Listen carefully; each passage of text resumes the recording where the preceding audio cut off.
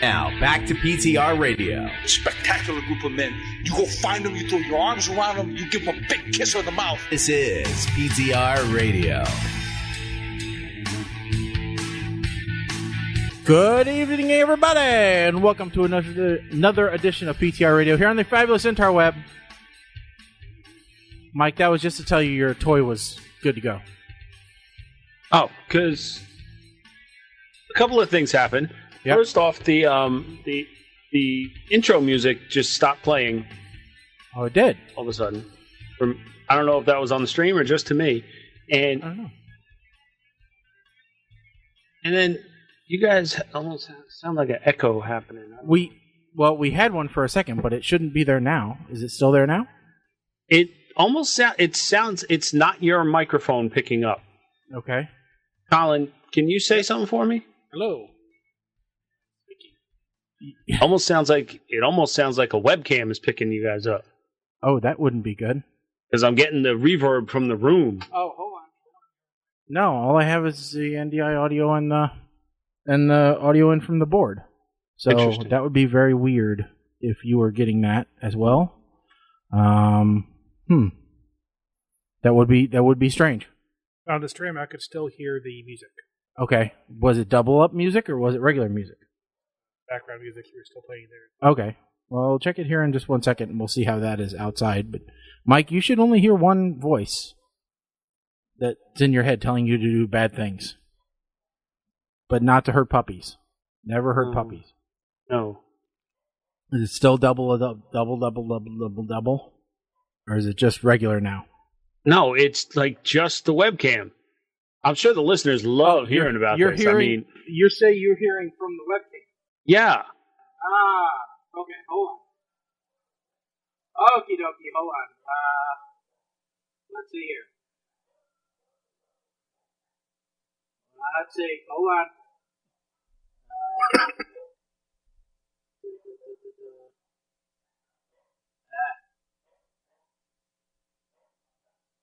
Yeah, you are. That's... Aha! Okay, now do you hear better now? Now I hear nothing.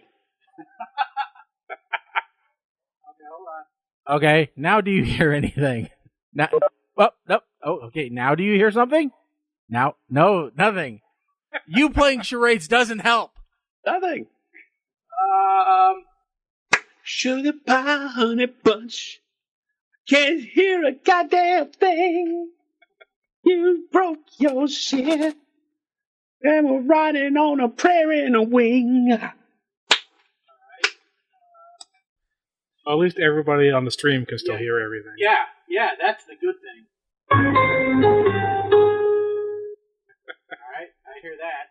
Check, 1, 2, 1, 2, 3. Oh, nope, that doesn't hear that. Wow. Why doesn't it hear that? Oh, there. It'll hear that. Okay. In a second. There you go, Mike. Now can you hear me? Yes, now you guys sound normal. All right, there you go. Hey. Normal to me, anyway. Yeah, I was listening to the stream. Everything was going over the stream, including you singing. Awesome. So there we go. So now Mike can hear us, people can hear us, and life is good. Yeah. I'm happy, you're happy. Let's call it a night. Yeah, hey, thanks for listening, everybody. We really appreciate it. It makes a difference whether you choose mic input or line input, evidently. I know this. So, anyway. Can you move that mouse? Can I move the mouse? The mouse that's on Mike's head. What? You don't like that? You don't like a mouse on his head? I should make it an animated cursor and just put it. We'll be the only one. Running cloud. Yeah. All right, folks. It is August 20th, 2018. We are here to do another stellar show, as you can tell. Everything working perfectly fine in the studio. You know, we had a big night last night, actually. If you weren't following us on Twitter, whoa, did you miss out? Okay, I have to say something. Yeah. I feel like there was not, and I went back and checked the records. Mm-hmm. There was nowhere near as much response to our tweets about Sharknado 6 as there was to 5. Oh, was there? So either Sharknado 6 did worse, ratings-wise, which obviously we'll have to wait a little bit, or people got so angry at us after our last live tweet, which was, from what I can tell, a Christmas Story live. Yeah. That they decided they're not going to follow us anymore. Well, we actually have been gaining followers. And the fact that we were using the Sharknado hashtag did help because we had people that weren't even following us that liked our tweets. So I think to some degree it was successful, especially you pulling in the puppy card. You playing the puppy card, extremely useful, by the way. I had to do it. So I think the moral of the story is whenever we live tweet, we need puppies or kittens. Maybe one house have kittens and one house have puppies. Actually, I believe during Christmas Story Live, we had a kitten. Okay, so that proves that people like cats better. That could solve the age-old question, cats or dogs. The answer is the internet says cats. Well, maybe Twitter is cats and Facebook is dogs. I don't know. Well, look, you don't hear people going down the YouTube rabbit hole or the rabbit holes of the internet looking for pictures of puppies. No, it's always videos of kittens. Yeah. The only dog videos you see are like dogs reuniting with soldiers. Or, surfing. Yeah. Skateboarding. Yeah. Because, I don't know, we see that all the time around here. I'm not going online and look for that. By the way, I heard that the water skiing squirrel is retiring. Did you hear about that news? I did not hear about that, but it would not surprise me. Yeah, evidently the water skiing squirrel made famous from America's Funniest Home Videos is retiring. Hey, you know why? Why? Vegan. Yeah, probably. Yeah, that and, man, it's got to be an old squirrel. Well, it's like the fourth squirrel, but the Oh. woman herself who trains the squirrels to water ski is retiring. So there's no more water skiing squirrels. Okay. So, because nobody's there to take up the mantle because, that's not a learned skill. I guess it was a dying art, much like, canoe building, hulling out a tree to build a canoe. Not many people are doing that anymore. Beaver skinning, not a huge industry anymore, taken out by the vegans. That's what I hear. Pelts aren't worth anything, just some beads. So we do have a lot on tonight, but we want to give a little bit of a warning for folks. If you were following our tweets from yesterday, we will be talking about Sharknado 6, the last Sharknado, towards the last half hour of the show as part of our double feature movie review. We will be talking about the last Sharknado as well as the week of a Netflix original with Adam Sandler and Chris Rock. And we all have opinions about both of those movies, I'm sure. But to give us a little bit of a feel for how I think the Sharknado is going to go, Today Show did an interview with Tara Reid before Sharknado 6 aired. Now, just clarify, this was Today Australia. Yes, you're right. Right? So, and that plays a role here. It does. Let's see here if I can get it to play. All right, so I'm going to play this, and we can all watch it and get a copyright strike together. Hey! What? It's me! Wrong so one. ridiculous. It's so bad that it's good. It's a me! I mean, we already got Tara, you did work. already had a baby instead of a shark. I mean, we've done everything. So you thought, how can we top this one off? And they're like, I got it. Let's time travel. Yes. And then all of a sudden we're going to time travel. One day we're with George Washington. The next day we're with dinosaurs. I'm with a pterodactyl and I name it Tara. I mean, it's just out of control. The movie is just, it takes every step to the next level. Because we did know it's the last one, and it really makes sense from the first one. It really does it makes a complete circle, and I do really think it's going to be the end. I mean, who knows? In a couple of years, they might want to make another one. Maybe the Sharknado's from Australia. I don't know. Yes, I've been begging you I for think years. you guys will really like this one. It's hilarious. Yeah, I never was say surprised never. it never shot in Australia. Honestly. Well, never say never, but I really wanted us to shoot there. It's one of my favorite places, but I thought, oh my god, shoot in Australia, you guys have the sharks, it would be amazing. Well, you know, we have if some you guys real have the sharks best here in that the we world. Look at some good stunt We shots. could definitely give you a run for Yeah, your money. real sharks. And is it true, Tara, that you I remember really one time did... when I was there, you guys. Oh, Jesus We've got the Christ. delay here causing problems here, but is it true here that One you time really when I was in doubt that it Australia. would work? Oh. Well, and the earpiece keeps falling out of her ear. I would think it'd work. I mean, one time when I was visiting in Australia, I took a helicopter over. We were landing in a hotel, and as we took the helicopter over, She's we probably went in LA. like really, really low down, and I saw the netting. And where the netting was, it was unbelievable. There were so many sea rays and sharks. Like, I've never seen anything like it in my life. And then you see like little kids playing on the beach. And I'm like, oh my God, do they have any idea what's on the other side of those nets? Like, I've never seen anything like that in my life. So good. It's like the Gold Coast, of course. Oh, the Gold Coast, absolutely. It's beautiful. So, But scary. what have you loved about playing April? I mean, you've done her over 6 movies now. What have you loved about taking that character all the way? You know why? Because April started off like as a housewife. She was kind of boring. And then, like, all of a sudden, like, her hand gets cut off, the second one. And all of a sudden, she got, like, you know, a saw. It's almost like a pocket knife. She's a saw, a knife, you know, like beamers and this and that.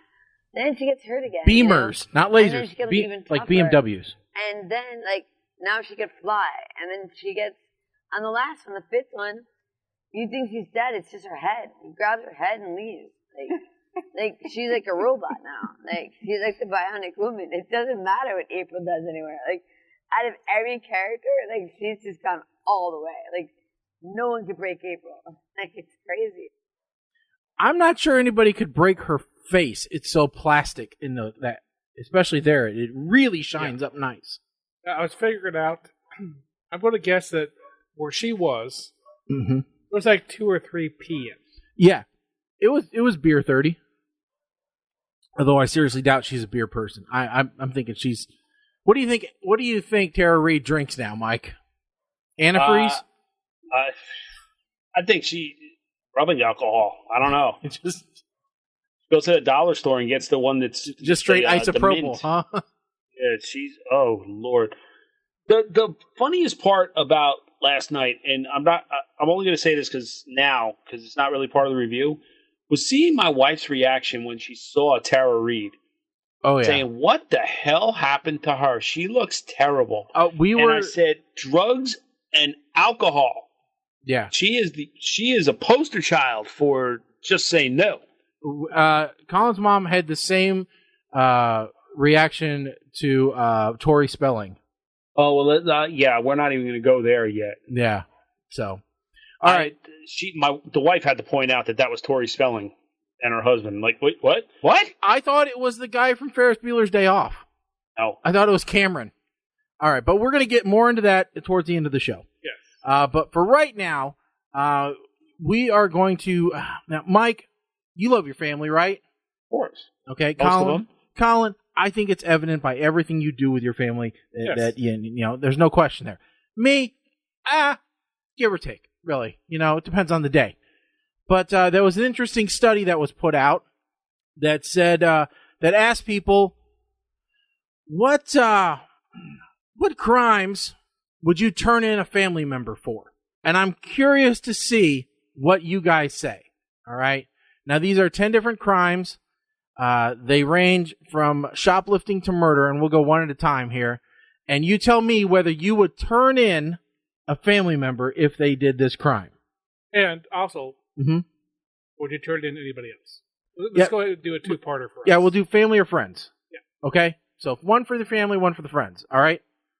Okay. So we'll start at the very basic, shoplifting. Mike, would you turn in a family member for shoplifting? Probably not. And I'm assuming we're talking about small items. Yeah, I don't think we're talking about like diamond rings.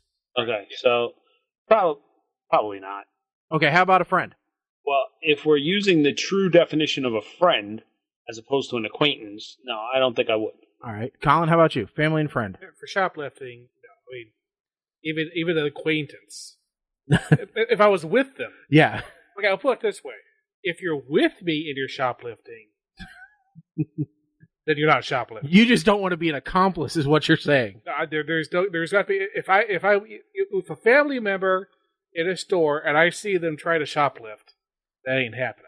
Okay. But if I found out afterwards that at Yeah. some point they had shoplifted, This is like your nephew comes to you and say, hey, check out this cool Lego kit that I got. Yeah. And you go, oh, did your mom and dad buy that for you? No, I took it from the store. well, they're going to be told on to their parents. But beyond that, that's Okay. Shoplifting. Honest story, my sister did it when she was younger. Her punishment was she had to eat that candy for dinner. Boy, that's a horrible punishment for like a 13-year-old to eat How much candy for dinner. How much candy are we talking here? I mean, are we talking This was a like Hershey Kiss, or are we talking like... this was like 2 pounds of bulk candy. Okay, that's... Yeah, all right. So enough that would constitute an entire meal, not... Yeah. So so not really a punishment. yeah, exactly. So no, I wouldn't turn them in for shoplifting. I would definitely watch them at my house from then on, though. Make sure all the valuables are put away. All right, next one, tax evasion. Colin, let's go with you first. If one of your family members was evading taxes, taxes are. I mean, that's a no. you think that's a victimless crime? I don't think it's a victimless crime. I am a victim. Okay. I am paying my taxes, and you are not. You stupid. But, that being said, that's not No. All right, and a friend obviously probably falls into the same thing. no. I prefer that no one even think about me in taxes. Mike, how about you? Are you calling the IRS? I'm going to be honest that I probably wouldn't even know. Yeah. Like, if I saw a friend that works as a cashier at McDonald's, and all of a sudden he's driving a BMW, I am not assuming... my thought is not jumping to tax evasion as where he's getting his money. My thought is, what kind of drugs is he selling? Right. So, Right, and I have trouble coming up with the conception of how I would know that someone was doing tax evasion. right. yeah. I mean, if someone sat me down and said, I'm going to tell you in the next half hour my entire 20-step plan to how I'm evading taxes. Yeah. I think that's what it would take for me, too. I'm going to go turn them in just for making me listen to the entire piece. Because I'll tell you right now, yeah. the length of my tax evasion is every year when I finish with TurboTax, and I said, well, I'm going to jail this year, I guess, because that doesn't seem like enough that I should be paying to them, but I am paying as opposed to all the other people I know who are getting money back. So maybe I'll stay out of jail, maybe I won't. Who knows? So, all right, next one. Along with your train of thought there, Mike, dealing pot. Now, specifically, we're talking here about pot, not harder drugs. Because I think there is a distinction here. Maybe. Maybe? If chances are no, but if I kind of felt it had to be done to keep this person from spiraling into worse, then maybe. Okay, so you think maybe there's a progression here, a slippery slope? Yeah, I mean, a lot would depend on the specific person, I think. Mm-hmm. All right, Colin, how about you? I'm not going to be turning in legally, but I'm not going to be the only one who knows.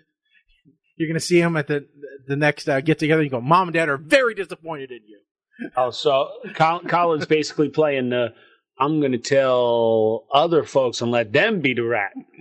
I'm going to let it slip to somebody I know would turn them in.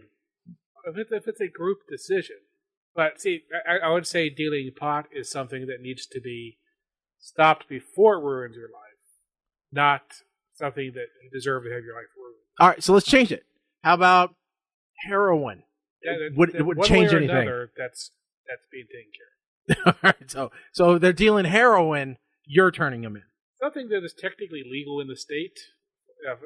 Yeah. Pot, that's one thing. Yeah, see, because that's kind of where I'm at, too. Heroin, I'm like, all right. I am doing you a favor by turning you. Yeah, pot, so many people smoke pot.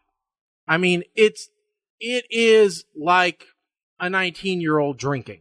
Well, okay, and this is kind of what I was getting at here. Like, now, if they cross the line and I find out they're selling pot to kids, yeah, or any kind of drugs to kids, okay, you're getting turned in. There's no ifs, ands, or buts about that. Mm-hmm. But if you're just selling to Weedy Pete down the block, Weedy Pete who gets high and comes and eats the onion grass off my front lawn for me because he's so stoned. Okay, fine. Yeah. You know what? But yeah, if you're going to middle school and selling it to friends, then no. But heroin destroys a whole community, families.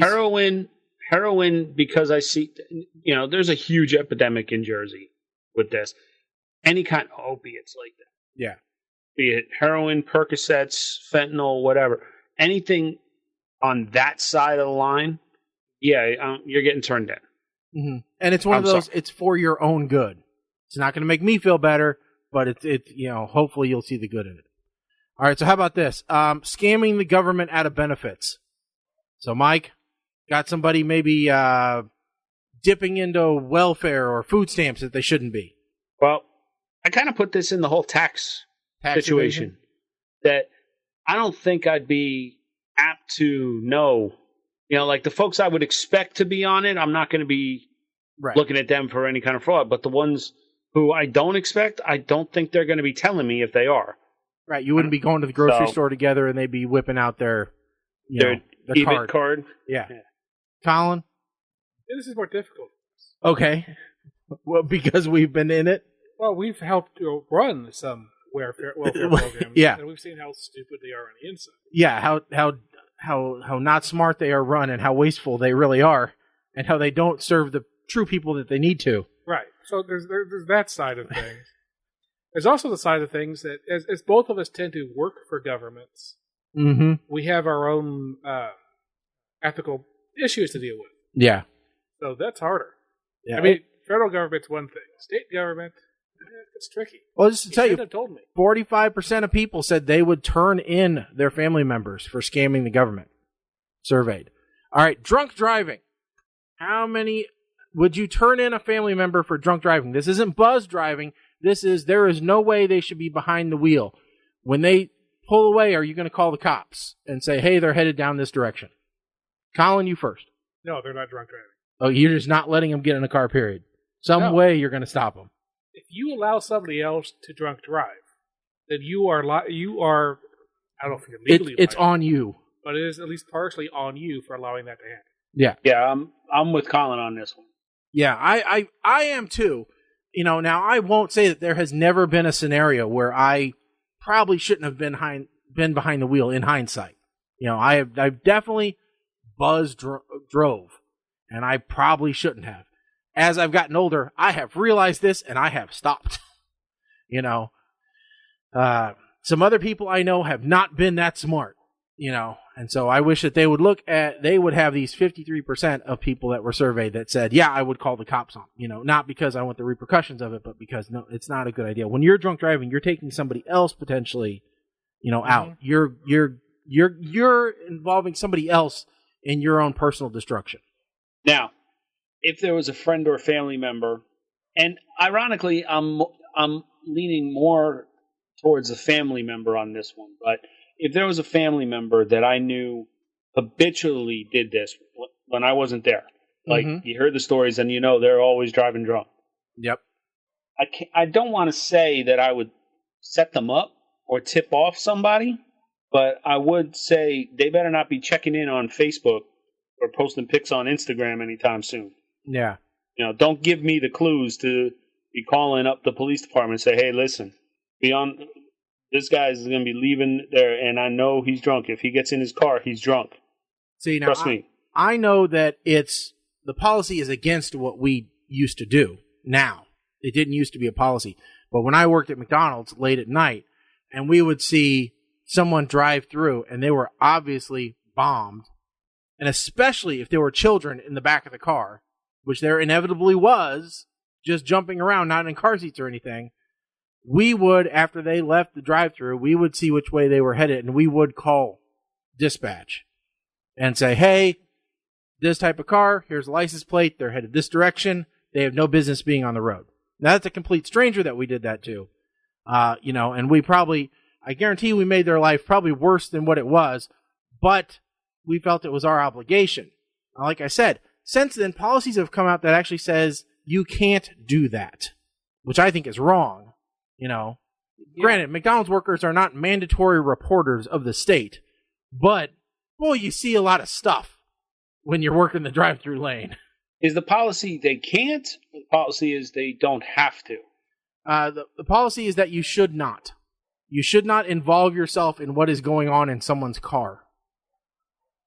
Okay. What's the next one? Yeah. Next one. Illegal firearms.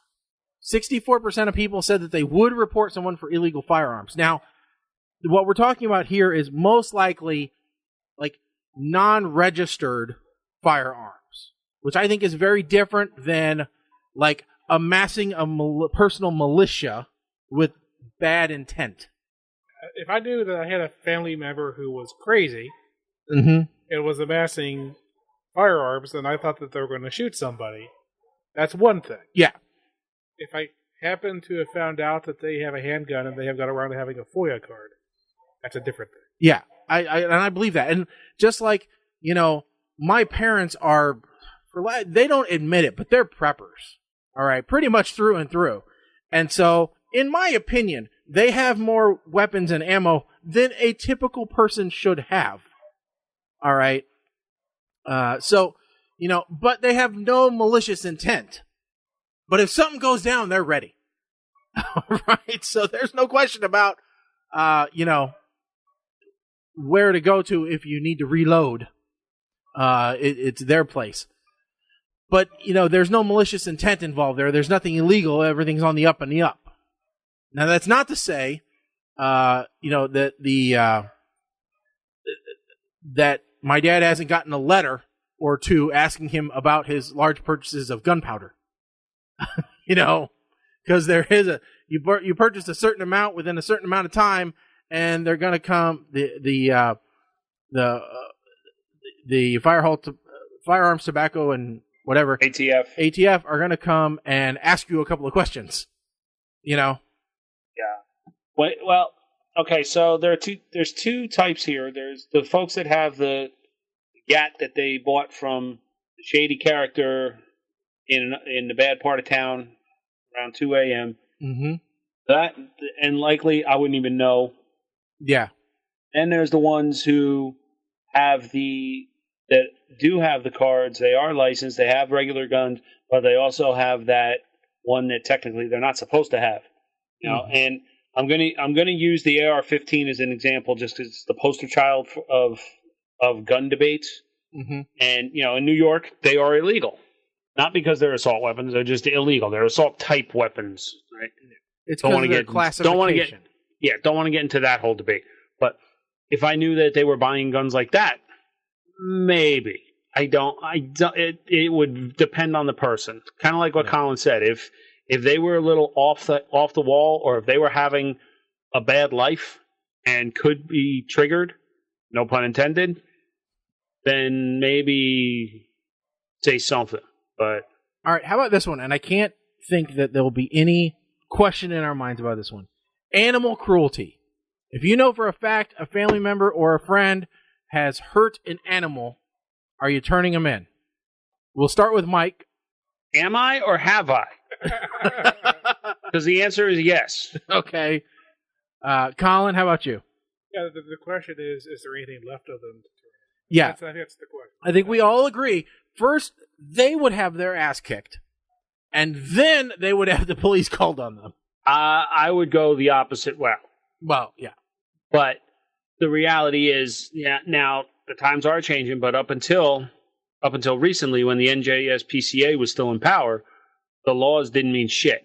But now things are changing, so people are getting charged with appropriate sentences. Well, more appropriate sentences. And folks, I see a lot of stuff coming in on the Facebook. I'm not posting them to the feed because I don't know how much of a delay it is, and I don't want to confuse people with answers here. So if you look on the Facebook feed, it's coming up with the time, so you'll see what our other listeners are responding to. I just don't want anybody to think I'm ignoring them. Yeah. All right, so we all agree animal cruelty. There's no question we would turn it. Okay. I will give my brief story of Mm-hmm. my cat would have turned me in for animal cruelty. Okay. Saturday night. I got home to discover that my cat had run out of food. Oh, no!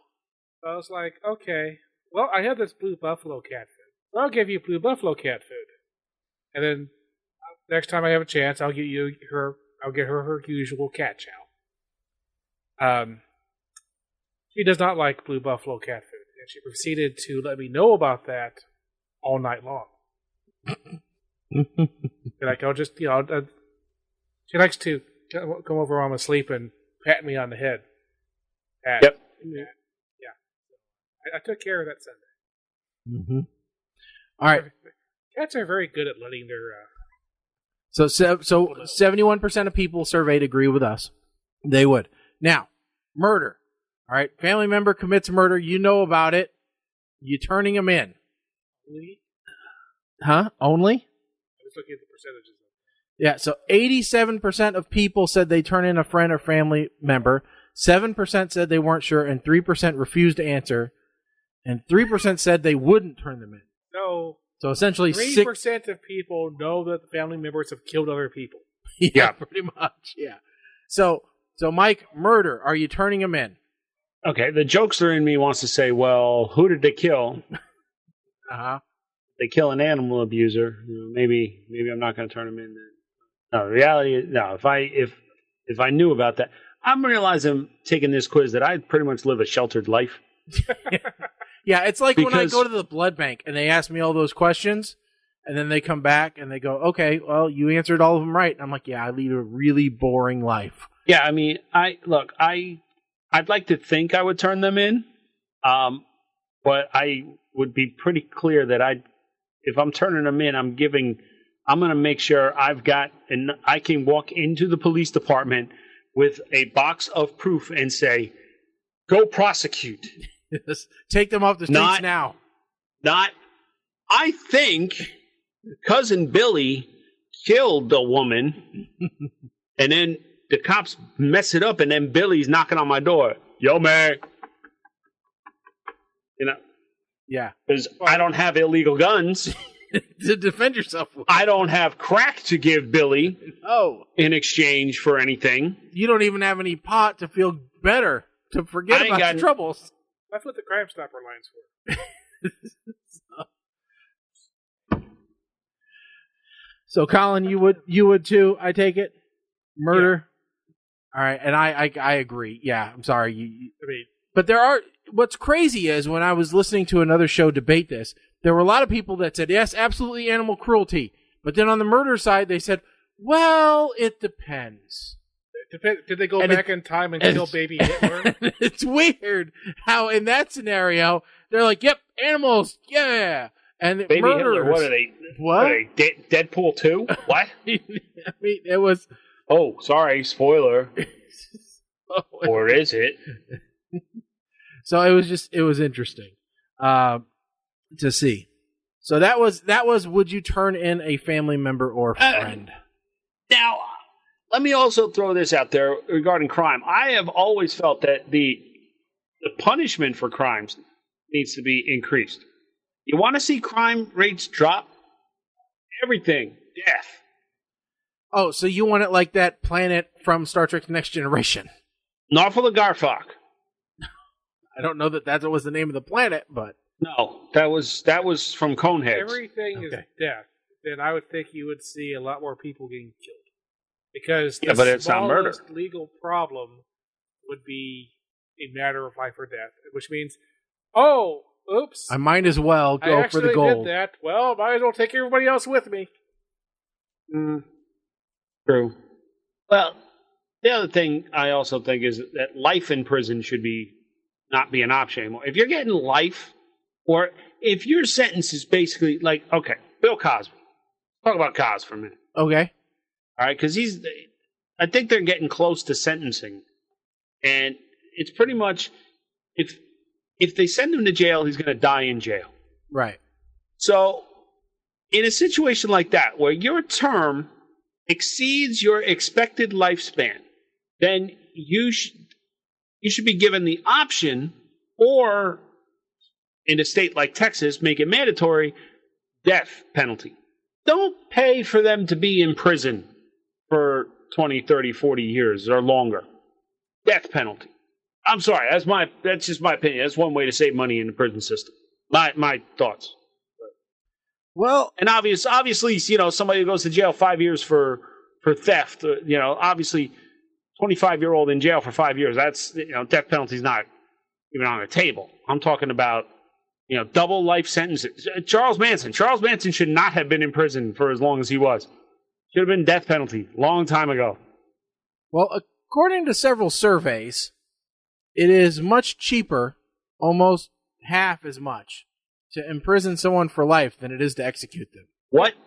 Yeah. Survey what? Yeah. Well, it's because of all of the legal appeals. You got to pay all the lawyers. The reason why life in prison is so common is because there is an opportunity for mistake, and you can, basically say, my bad. Whereas when you kill someone, and this is the argument that a lot of people that are against the death penalty say, when you kill someone, there's no reset button.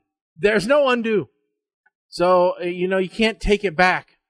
So according to this, cases without a death penalty cost $740,000, while cases where the death penalty is sought cost $1.26 million on average. No, but maintaining each death row prisoner costs taxpayers $90,000 more per year than a prisoner in general population. Okay. Now, let's take a side road off this thing. Yep. Completely different subject. Yes. But based off of Bill Cosby. Okay. That is, earlier this week, or last week, I guess it's the beginning of the week, Bill Cosby got in trouble on Twitter for posting a tribute to Aretha Franklin. Yeah, Cos just needs to stay away from the public eye. So this is a combination death pool update. Yes. And Cosby. Yeah, he posted thanking Aretha Franklin for singing a song on a different world, the theme song of A Different World, and then proceeded to say, playing a cut of her CD right now. So basically, everybody on Twitter is basically just telling Bill Cosby he needs to shut up. Okay. As long as they weren't bashing the memory of Aretha Franklin for associating with him. So, yeah, and speaking of death pool updates, right? So we did have Aretha Franklin pass away. I have not had an opportunity to update the website yet. Mostly, but there was another update that we missed, and I'm going to partly blame Facebook for this. Because Facebook decided to get rid of that whole trending thing. Yeah. And sadly, that was one of the first tip-offs when somebody died. It would show up in trending. So I've spent quite a bit of time with my Echo over here asking it if people were alive or dead. And supposedly, if it finds an update to the question, it will let me know. So we're going to see if it notifies me when one of these people I asked about dies. However, Lord Peter Carrington passed away in July, which put Shaggy on the board. Yep. Now, the Glacier is still in the lead as the only person with 2 hits. Dingle is now on the board with Aretha Franklin. Yes.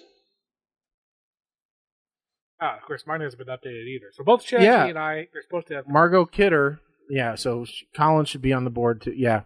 Although, this brings up something that we discuss. Yes. Right now, Colin is in 3rd. Yeah, and Mike, actually we all 3 have one. Because Mike got Leon Allen White. And Colin got Margot Kidder. I got Peter Carrington. So, yeah. Okay, so yes, Colin, you were right. This is something that we wanted to bring up. And I do agree that we need to discuss this as something we'll be potential. Discussing long term for next year's death pool. Yes. So there is a discussion based on Margot Kidder's autopsy results. Should we have bonus points in place for tons of things? Yep. Mm-hmm. Should there be a point deduction if the death is ruled a suicide? We already have a point negation for executions by governments. Yeah, which boy don't I get reminded of that on a regular basis at work. And they are actually it's not even a negation, it is a null and void. Yeah, it's a pick disqualification. Right. So what we're talking about, so this would mean if... Now, are we talking about, like, it would just be, like, half as many points? That's what I was thinking. As the person would have normally been worth had they died of natural causes? Well, that's what we're up for discussion. I mean, we can... See, this would promote Hollywood to, invest their time and effort into mental health. Because they would know that their deaths were worth less if they were self-inflicted. What we're doing is we're helping prop up Hollywood and teach them to take care of their own, especially those with mental disabilities. Well, I think the point is that it should negate the bonus that we give for youth. Okay. Oh, okay. Yeah, so if we did half, I don't know, what's the youngest person we've had that died across all years, Mike? Across all years. Okay, let's see. Sorry, I threw that one at you pretty fast there. It would be a lot easier if I had the actual website updated, but... Let's just say, well, historically speaking, looks like Stuart Scott may have been one of them. Okay. He was 49. Yeah, that was cancer. Right? And so let's just say that wound up being a suicide. Instead of being worth 80-something points, he would have only been worth 40. Yeah. And I feel so bad speaking of the dead this way. Don't know why. But it is our game. And in a few months, we're going to have to open this back up. Now, Mama Blair. Deduction penalizes the guesser, but reduction is fair. Right. I think the point is that we should not there should be a penalty. It shouldn't be a penalty. It shouldn't take down your total score. Pick. Yeah. But we give people a bonus for choosing someone who's young. Right. Because for one thing, we wanted to make sure we didn't have the death pool full of old fogies. 120-year-olds. Yeah. But, plus, we like big numbers. But at the same time, we don't want you to have the penalty for choosing someone young if they're just going to kill themselves. Right. Because you shouldn't be able just to go through the suicide watch list and pick all the youngest people off of it. Right. Yeah, we want the overdosing on purpose. Yeah. Not overdosing because they're taking drugs, not overdosing because they're trying to kill themselves. But I do think that the rule does need to be for not for medically assisted. Like the guy who died, he was talking about the guy who died of cancer. Yeah. Yeah. If they're in severe pain from cancer and they go to Oregon and get a doctor to help them, that's not what we're talking about. Right. We're talking about... I don't know how many of those cases I have ever heard of for celebrities, though. That has to be an edge case, man. There have been some celebrities. Well, no, I get what he's saying. Yeah, I do too. I just don't know the number of them. Oh, I didn't say that. Yeah. Hopefully, we're not going to have any more suicides. Yeah. Hopefully, our rule will take down all the suicides. I gotta look and see if I have the latest version. Because the rules document that I have apparently from 2017. I think we kept any rules. Everything pretty much the same from 2017 to 2018. And it's crazy that 2019 will be here before we know it. We're only about 3 months away from that. So, let's see. Yeah, I don't think we did. Let's see. And everybody knows that we open up the entries around Thanksgiving. So, All right, so we actually have on the rule that death row prisoners and quote-unquote winners in right-to-die court cases. You got to move up a little, Mike. Your gate's cut off. All right, so we have one of the rules, rule number two, actually says, and I'm rearranging windows here so I can see you guys while I talk here. Rule number 2 says that death row prisoners and winners in right-to-die court cases are not allowed. So, and that's where we have subpoint 1, that picks that are killed via government-sanctioned action will not be awarded any points. Right. And I guess the right to die court case should actually be grown to say anybody just had a right to die. It doesn't need to be a court case. Well, I think we put that in there because we know how long those trials can drag out. So if you start hearing grumblings that they're in court fighting for the right to do an assisted suicide kind of thing in October, you could, in theory, put them as a pick. So I think that's why we put that in there. But essentially, right to die is assisted suicide. Right. So technically, right now, we don't allow assisted suicide. Well, no. I say that we're going to have to really discuss this to make sure that we clear that. Yes, exactly. Like when we talk about suicide, right? Okay, so that assisted suicide is not going to be considered suicide. Is not going to be subject to a reduction. But the kid that played Noah Puckerman that killed himself underneath the bridge by putting a gun in his mouth because he didn't want to go to jail after being found with all that child porn. If you somehow picked him, you definitely would get a reduction. And we just have to decide. Mm-hmm. Yep. No, I think you're right. Okay, so we'll talk about that some more offline, and we will get that all figured out. It's more of an announcement of we're considering it. Yeah. And we're open to suggestions. All right. Moving on. Yeah, we're open to suggestions. If you'd like to chime in, please feel free to post on our Facebook page about it. Yep. All right, Mike, there have been a couple of links that were related to you for this show.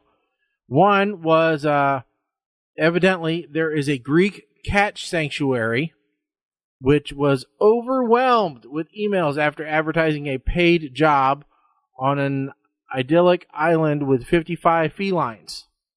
Question is, are you moving to Greece? Absolutely not. No? No. And I'm going to tell you why. There's a couple of reasons. First of all, when you posted this, that was no less than the 12th time I had seen that article. Because apparently everybody I know that's involved with animal rescue was sharing it to people, other rescuers' pages, and talking about, hey, found your dream job, blah, blah, blah. One, as much as I like cats, I don't want to live on an island with them. Two, the last I want to know where this salary is coming from, because the last I checked, all of Europe was getting together to try and foreclose on Greece in the bankruptcy proceedings. So if it's the government that's paying, well, I ain't going there. Hell no. That becomes a volunteer position at that point. Yeah. Evidently, a rich person, a rich couple, bought the island. So I would assume that it's a privately funded thing. They found kittens thrown away in garbage cans, bony cats relying on scraps, feral and injured cats that needed care. The couple began taking in strays and working with local veterinarians to improve the health of village cat colony and the overall island population. They backed a sterilization project, funded dental operations, had sick eyes removed, and nursed motherless kittens through the night. If cat dies, Mrs. Bowell buries them and places a stone. Now you hardly see a distressed cat on Syros. Yeah, Mama Blair will have to figure that one out. It took Congress last year. Just to update you, I saw this article earlier today. Greece is exiting its bailout now, and it's on its way to getting better. It's on the road to recovery, Mike. Where am I going? Unemployment is down to 19.5% from a peak of almost 28%. Listen, ain't going. They have lots of good olive oil. I don't care. So does Trader Joe's. I don't need to go halfway across the world for it. There are bonus points for veterinarian skills, cat psychology skills for handling feral or non-sociable felines, Mike. Does that mean that you're good at putting a cat on a couch? I don't know. Does the cat lay down on the couch and he goes, so tell me, how about your mother? Yeah, I'll take care of it. you have spreadsheet, right? Good Windex. Yeah. Well, if you don't like that idea, Mike, if that idea doesn't work for you, then how about a Catio? Now, it's funny you said that one. Mm-hmm. Because plans have been in place to build a Catio here at Butterstown. Now, for those of you that aren't familiar with what a Catio is, A catio is a cat patio. So it is think of like a bird cage, but bolted to the side of your house so that your cats can go out and see the outdoors in a protected space. You know? So for example, like, let's see, I'm trying to find a nice one. Here's a nice one. So one like this. You know? Yeah, see, I don't need a chair in there. I'm not going out there to watch the hockey game or whatever. Ooh, the cats are big fans. There's a small window box one. That's cool if you have one cat. Yeah. Slightly bigger for two cats. Even bigger. Hey, look, there it is in practice. How you put a cat door in a glass window, I don't know. They sell kits. Oh. They sell kits that go in like a window fan, but it's a cat door. Oh, okay. I think my cat's perfectly happy with her window shade. No, but wouldn't she be happier outside? Now, see, we have one of our cats, Sammy, is an indoor-outdoor cat. Oh, look at that. That's a little insane. That's fabulous. Oh, look that's a damn tunnel. That's like McDonald's playland for cats is what it is. It's like a hamster house for cats. So, yeah. But, yes, we have a cat that's indoor-outdoor, and he's getting older now. So the idea is to build this catio, so if he wants to go out, we can put him in the catio. Mm-hmm. And he'll be contained. He can be outside. He can be happy, blah, blah, blah. Done. And when our friends come to watch the house, when Kim and I go away, they don't have to worry about letting him out and coming back. Mm-hmm. So, yeah, this has been planned for a while now. Not going to be quite as elaborate as those. Like, I'm not building it from scratch. It's going to be more elaborate, right? No. It's going to be more utilitarian. It's going to be like the cat wing. No. The biggest problem is where it's going, the window is about 8 feet in the air, so I have to build a platform for this thing to sit on. But the plans are in place. It will be built probably within the next 6 weeks. Ooh. Well, we need pictures. Oh, no, I'm sure there will be pictures. Yes. My interest in this went far, far down when I read about the person behind this website. Oh, yeah? As a feng shui consultant and catio designer. How do you get a degree in feng shui? Or is that a certificate in feng shui? Do you have to? How many classes do you have to take? How many sub-exams? More importantly, if you have certificates in feng shui, are you a board-certified feng shuiist? Is the certificate laid out in the feng shui way? Yeah, it's like half of the certificate black and half of it white. Little curly thing, in between. I mean, I want to know this. You have a feng shui. Certified feng shui. There's probably a Udemy course or a Khan Academy course that how to have a feng shui career and earn certification. This is the dumbest thing I've ever heard. Seriously? Seriously. Career you get certified in anything. Feng shui school graduates often come from professions such as interior design, landscape design, and holistic health. So, if I have a feng shui certificate, will that get me paid more if I go take care of the cats in Greece? No. Feng shui training programs vary in length, but it's possible to complete basic practitioner training in as little as 4 days of intensive in-person study, Mike. Intensive programs generally last between 4 days and 2 weeks. Online or partially online programs are also available. These may take several months to complete. The average feng shui school tuition is about $1,500 to $1,800 to achieve practitioner or master level certification. Really? Individual courses range from $75 to $450 depending on the length of the class. Does that come with a Reiki manual? I don't know if hot stones are included or not. Let's not even get started on that. $300 for a massage where they don't even touch you. Oh, if you would like to explore practical, time-honored ways of creating balance and positive change in your own environment and that of your clients, then you may want to consider attending Feng Shui School. Whether you pursue Feng Shui training as a new career path or to enhance your current career, you'll be challenged to use your creative intuition and communication skills to their fullest in order to create harmonious homes, gardens, and workplaces. Let me tell you something. When my mother redid her part of the house, telling everybody how they were going for a feng shui feel, and I finally called her out on it. I said, "What does that mean exactly?" "Oh, very open, very airy." I said, "No, that's an open concept, an open floor plan. That has nothing to do with feng shui. Stop telling people." You could visit the International Feng Shui School, Mike.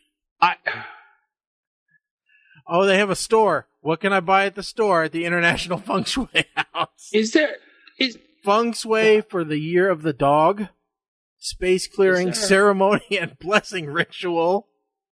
Okay, well, this brought up an entire topic that I just found a list of. Feng Shui mentoring. So here's 12 ridiculous certifications. Oh, I love it. Okay. Feng Shui's on there. They missed out. In Louisiana, you have to have a license to be a florist. Oh, like Hightower from Police Academy. It costs $75. You have an entrance exam and an exam fee of $50.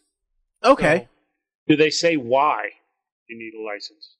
Plants are and people, don't just Mike. tell me because it's the law. Plants are people, Mike. There's no information here of... They say there's no amateurs allowed. Up until 2010, you actually had to do a demonstration of your ability to lay out a floral arrangement. Wow. Let's see. Oh, what's the next one?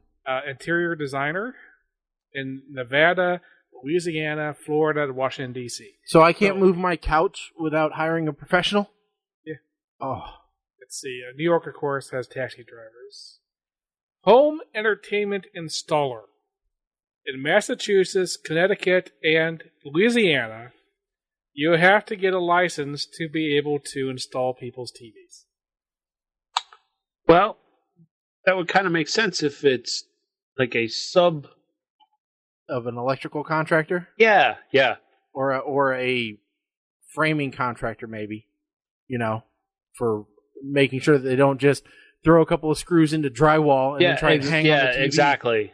That one almost makes sense. Yeah, I could almost give that one. There's some in here that I've been skipping because they do make sense, like travel agent. Yeah, if someone's going to be an official travel agent, then I like them to have a license and have insurance.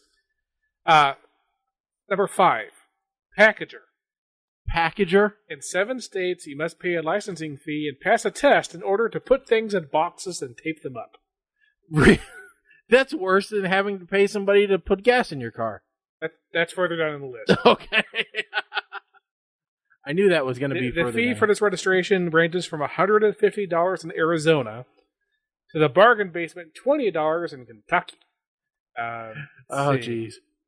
Some of these should not be on this list. Like number 4 is barber. Like, yeah, barbers have to go and shampooers. Okay, shampooers. Why do they have a license requirement? Did you see? Not that long ago, here we had a licensing requirement for hair weavers. The African American community, it was very typical for them to have, hair weaved into their hair, for whatever reason, and then maybe beads put on. Well, according to state statute, you had to have a cosmetology license to do that and go through financial and professional regulations and be licensed annually to braid, weave hair into someone else's hair and to put beads in it. You weren't cutting anything, but they wanted you to have a cosmetology license. I don't know if people are aware of this, but if you are a barber or a hairstylist, it isn't just you get some schooling, a degree, or whatever they call it, and then get licensed. It's an ongoing thing. It's like being a doctor. You have to go and continuing education credits for barbery. You have to go out to classes every single year to find out, what is the latest and how to cut hair.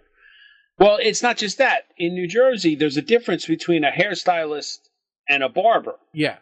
The barber's license is all the razor work as well. With the straight razor and actual shaving. I got my haircut the other day, and I've been going to a barber, finally. Before I was going to sue the little Chinese lady, but I think she actually died. Because the shop closed up one day for no reason, and now the building's for sale. But so I started having to go to an actual barber, and so it's like, okay, now I need number 4 on the sides and then number 5 on top, and it's all just telling what size little blade you want on the cutters, and so I was sitting there waiting because they're packed, because they're always packed. And the guy was talking about how he just came back from New Orleans. And this place that I go to charges $10 for a haircut. All right? And then I think it's such a bargain, I give him a $5 for a tip. Uh-huh. Because they do a good job, and what the hell? Well, he was telling me he went into a barber shop in New Orleans, and they were empty. There was nobody there. And he goes, wow, we can't keep any seats open in our place. What's the deal? And the guy goes, it's just a slow day. I don't know what it is. And he looked up the prices, and he goes, $19 for a haircut. That's kind of high. And the guy goes, well, we're only 19 because everybody else in town is 25. And he's like, okay. And they're like, well, it's 50 if you want to shave because we really don't like doing them. And my haircut is $19. And a shave, if you want a hot towel shave, is $30. Yeah, so about the same price as there. And the guy who cut my hair told the guy in New Orleans, he's like, yeah, we just don't do them. We don't like them that much. We just don't even offer them at all. So yeah, the barber place I go to, you can't even get a shave there. I understand. There's a couple of places you can go to in town that have shaves, but there aren't a whole lot. Why would you want one? I don't understand. I have never had one, but I have been told there is something special about a straight razor shave given by someone who really knows how to give one. That is just, it's like it's the same thing as like when the girls go for a spa day and they have mani-pedis done. It's something that once in your life you should experience. I have not yet, but I've been told you should. There's a place downtown that you can actually have drinks at. It's called like Combs and Clubs or something. I don't know what it is, but anyway, it's you can order a beer and get your haircut and a straight razor shave. So number 3 was a pole store. Okay. So if you want to put new fabric on chairs, you have to have a license. New Jersey, of course. It is a 8-hour-long apprenticeship to become a licensed dispenser of fuel. Well, like here, I know that you have to go and you have to pass a class if you want to be a waitress or a bartender and serve booze. You actually have to go through a class from the Liquor Commission and pass it. Yeah. It's a good thing for everybody because the bar owner does not want to deal with underage drinking. That's bad for your license, bad for your pocket. Yeah, it seems weird that you need 8 hours to be told, don't serve to underage people. When in doubt, ask for an ID. No, but this is 8 hours to know how to put gas in a car. Yeah. I'm sorry, Mike, that you're incapable of putting gas in a car. I don't know how you fill up mowers in New Jersey. You have to take the can with you, put it on the ground, unscrew the thing, and tell the guy, 2 gallons in there, please. Do they follow you home and fill up your lawnmower for you as well? No, thank God. Although I wouldn't mind it because the one gas station I go to normally, that's right around the corner from my house. There is, I swear to God, I'm not making this up. There are 2 little people brothers that pump gas. I swear to God, not even make this up. Kenny Titone and his brother. I don't remember his brother's name. And Kenny is the coolest cat you ever want to meet. A little weird, but cool as hell, man.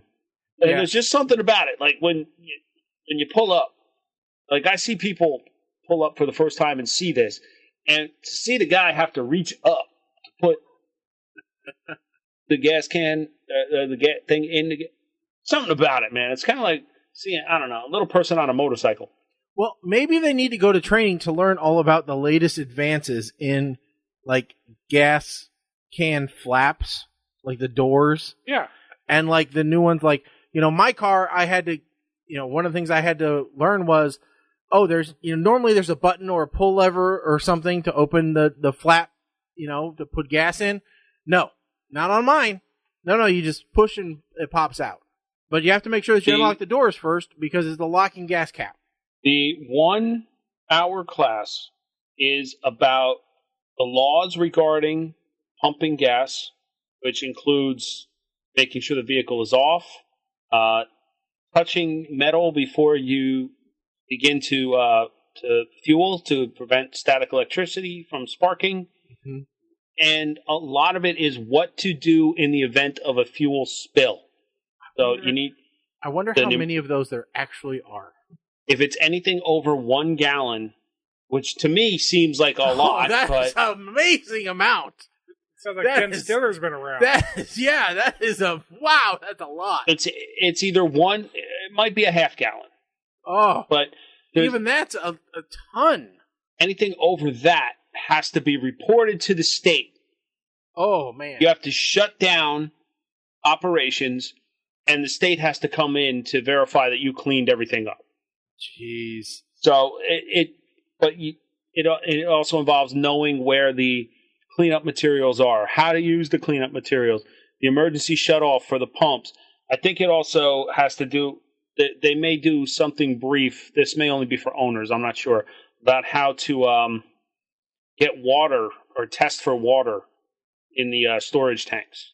So a lot of it. It's a lot. It's licensing, but really, it's more safety. Yeah. Class, I think. Yeah, the rest of the country just doesn't care. I think that's what we're learning. Is that the rest of us are just. And what's the number one? Likely. Well, yeah. What's the number one? Oh, on your list. Well, that was number one. Oh, maybe it was. Yeah, why not? Sure. All right, in just a few minutes, we're going to get to our double feature movie review. Again, this week we will be reviewing. Sorry. Number one, I didn't cover it because you already did. Oh, okay. Hair braiding. Hair braiding. Okay. Is the week of and Sharknado 6, the last Sharknado. So finally, final story. Mike, you threw this one in here last. Company gives fur-ternity leave to pet parents. Yeah, and I have mixed feelings about this one. Okay, now we all know what maternity and paternity leave are. All right. Now, so the way this came to be, guy worked for a digital marketing company and was talking to his boss. They adopted a puppy, and he wanted to kind of rearrange his schedule for like a few weeks while the puppy was getting acclimated to the house. Mm-hmm. And all it says is that the company is considering offering fur-ternity leave to pet parents when they adopt a new pet. Doesn't say whether it's paid or not. I'm assuming because of the play on words that it might be paid. Now, part of me is like, okay, this just means people are going to go out and adopt animals now to get extra time off. Yeah. Could lead to more calls of animal abuse, but that's besides the point. But I don't necessarily see this as a bad thing, as long as it's not taken advantage of. I mean, maybe it'll give people the opportunity to acclimate dogs to their environment so that then you don't have those returns for, oh, it's a jumpy puppy, or, oh, it wets everywhere, or wherever, because it will actually give people the time to get the dog trained, or at least in the start of training, and, this is a new place with new rules, and here's how we roll. Yeah. I look at this and I see, this is a company that does digital marketing. So I look at it and say, they're really good at their job. Yeah, they found a way to market themselves. Yes. And they can institute the policy for one person and then drop it. Yeah. It looks like they're just putting in an official policy that, if you get a new pet, then we'll work around it. That's a good idea. It's not like they're going to leave like a 3 weeks off. Play for your new dog. Yeah, I don't know. I mean, I think it's interesting concept, but, I guess I'm kind of torn because as, citizens of the U.S., we do have the least amount of vacation as any first world country, So, am I upset that maybe there's possibility that we get a few more days off? No, I'm not upset at that because, hell, Europeans are 3 months off on a regular basis. Okay? I mean, that's the fact of the matter is, and even when we're off, we're not off. Most of us are still in the mindset of work. The traditional 8 to 5 job is non-existent anymore. Almost all of us are constantly on call or expected to be in some way, shape, or form. So, or we're working 2 jobs or whatever. So, I don't know. It's that thing of the American dream is expensive, and this is what we got to do to achieve it. And it doesn't seem. I don't get upset about it getting a few more days off, but I'm also 6 months away from having 20 years in, so I'm starting to get a little jaded. So, yes. I got the note in the letter. I got the letter in the mail the other day going, okay, we've calculated it, and you can retire when you turn 52. I'm like, oh, that's like 10 years. Cool. Awesome. Start the countdown clock. Start it now. I can retire from the company. I'll be eligible for retirement when I'm 50. 5.5 years. Yeah. Goddamn, 5.5 years never seems so long. It's weird, ain't it? Yeah. I can retire anytime I want, but it doesn't mean any good. Yeah. I'm like, in 10 years, I'll be ready to quit one job and scale up another one. And see, this is the problem. You get to a point, like, if you're in the corporate world, I don't know how it is for you guys, right? But in the corporate world, it really is a bell curve, right? Mm-hmm. Where you're starting out in your career, first year or two, you're like, whatever, I'll find another job. Then you get about halfway through your career and you're like, yes, I am phenomenal. I am a golden god here. Everyone loves me. And then you're on the tail end. And when you get towards that very end, right, the bottom part of the right side of the bell curve, that's when worry sets in, when you realize, damn it, I've come this freaking far. I got to hang on tight and kiss more ass than I ever had in my entire life because they're dangling that carrot of retirement. Yeah. Yeah. It's one of those things where, I actually did a whole On the Road Again segment about retirement. It hasn't been published yet, where I talk about, what I think is the right way to retire and how you should treat your retirement and all that kind of stuff, and how I've not done much of it, and, the things that I see wrong with retirees. And just to give you guys a little hint, I've seen 2 types of retirees. The retiree that says, okay, I'm done, and they sit on a couch the next day and they just watch Drew Carey. Their day consists of TV show schedule. That becomes their day. And then I've seen the other side of it where, it's Monday, I play 2 rounds of golf today, and then I go do this, and then it's, card night. And then tomorrow it's, I'm helping out with this event or that event. And then, where they're almost busier than when they were working full time. Okay. Yeah. And the 2 sides of that equation are the couch potato dies in a couple years. And the other one is almost in better shape than they ever have been while they were working because they're constantly busy and they're actually staying active. And so the question is, which one do you want to be? We all feel completely defeated when we're done with work, but it's what's next. There's a happy medium. There should be. Because in order to do situation B, you have to properly plan. Yes. Right? Now, I'm talking about retiring at 50. I'm definitely not going to be the couch potato type. That means leaving one job to go to another. Mm-hmm. And the other is basically to pay bills or to give me some discretional spending money kind of thing, you know, and to keep you busy. Yeah. You know, I'd be perfectly happy driving a Zamboni. That's fine. Yeah. I'll do that. Or, you know, you're talking about leaving one to scale up the other. Yeah, I'd consider becoming a DJ or what have you. You know, invest a little money in some better equipment, and then I'll be good to go. DJ depends. You know? DJ. Ooh, I like it. I can see it. It's blurry, but I see it. Primate Entertainment, baby. Now, see, I don't have a pension to retire to. Mm-hmm. I have a 401k because kind of corporate I am. Yeah. But my thing is I have always done exactly what I want to do. Or some people have this plan of, you know, I'm going to climb the corporate ladder. I have no interest in corporate ladders.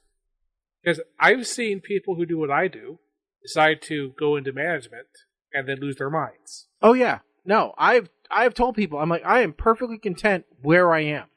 You know, like, they're like, well, there's no way up for salary wise or anything like that unless you take these next steps. And I'm like, I'm good where I am. I don't need that because I'm getting that extra money or the extra fulfillment after hours and on the weekends and doing my own thing and building that side of the equation out. You see, here's how I kind of look at it, right? There are two ladders in the corporate world. There's the 6-foot step ladder, and then there's the 15-foot extension ladder. And they're right next to each other. Mm-hmm. Some people, you know, the first couple of steps are at the same level. And then on the 6-foot ladder, there's that little shelf that folds out. Some of us are perfectly happy just parking our ass on that shelf and staying there. Yep. For our career. Whereas the other people need those extra steps because they want to keep climbing up. Me, I am firmly planted on that freaking shelf. I'm strapped in. I'm duct taped. I'm gorilla taped. I am epoxied. You're going to have to get rid of the ladder to get rid of me. Mm-hmm. Well, because we know where we're good at, where we exceed, you know, where we do our best work is right there. And where we have to deal with the lowest amount of crap is right there. That's the big thing. You know, I always tell everybody, listen, I'm in the perfect position. I don't want to be in charge. Yeah. But I do like being the person that people come to when they have a problem and they just need some help. I don't want to be in charge. I want to be the person who tells the person in charge what to do. Yeah. You know, that's why I have people above me to shield me from all that crap. I don't want it. I just want to be the ditch digger. I don't want to care about where the ditch is going or how, you know, any of that garbage or how it works in the grand scheme of things. I'm just digging my ditch. Leave me alone. I'm heads down digging my ditch. Yeah. I want to be the person who designs the ditch. I want to be the person who figures out where the ditch should go. I just don't want to be responsible for figuring out how to pay for the ditch. Well, and the problem, though, that I have found with that is sometimes then they come back on you, and then suddenly things become your fault, you know. And so I don't want to be anyone's savior or scapegoat. Yeah. You know, I like just where I am, right in the middle. You know, so yeah, I have people that have tried to get me to go further. No, not going to happen. I like where I am. It would take a lot to get me to go further. Yeah. And by a lot, I'm not even talking money. I'm talking if you can guarantee that going further ensures that I'm going to hit that retirement age, not have to worry about getting laid off or what have you. Now we can talk. That's how you open. Yeah. Yes. Well, it's like, you know, right now, my next steps make me more vulnerable to getting cut. Okay, any step away from where I am, yes, I make more money, but I'm also more vulnerable to getting cut. And so, the grand plan, which everybody hates, but everybody does, is 2 years away from retirement, you take that jump into that more vulnerable position to boost up your retirement pay, because it's based off of the average of the last 3 years, and traditionally, the terms are like 3 or 4 year renewals. So, you know, you can find yourself in the middle of a term for some governor, since we're government based. Find yourself a little safe zone, slide into a position, get the more money, and then say, see you later. Yeah. Before somebody else comes in and says, you're gone. I mean, that's what everybody does because they know how to work the system, Yeah, and I've heard that about a lot of pension type. Yeah.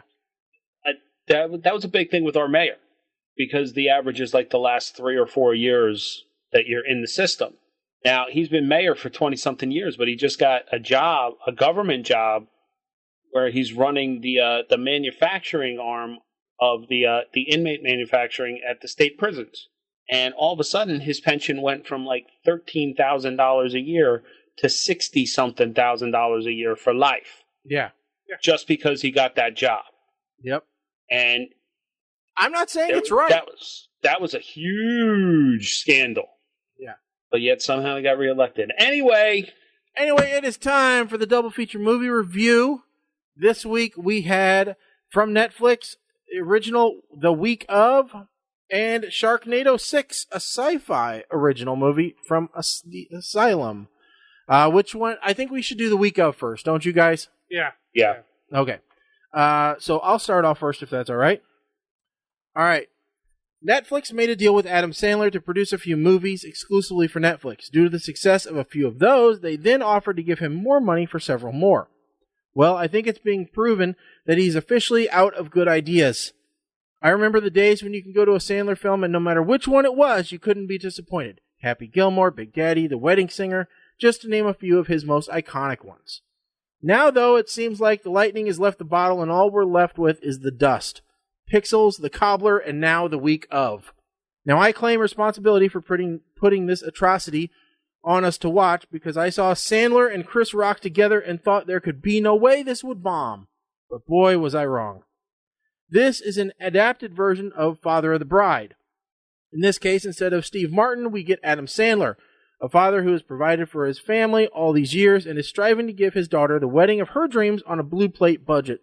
Now, I think we can all agree it's not the budget of a wedding that matters in the end, but in this case, Sandler's hubris takes center stage, and instead of getting help from Rock financially, we see bad decision after bad decision in this movie only make things worse. So, we get comical-sized liquor, stolen valor, a hotel room Liberace would be proud of, and a tsunami from leaky pipes sending the reception hall into flames. Splash in some overcrowding jokes a la Christmas Vacation and a klepto drug-addled teen from Madhouse, and you have the combination of several family films all boiled down to their constituent parts in this disaster of a film.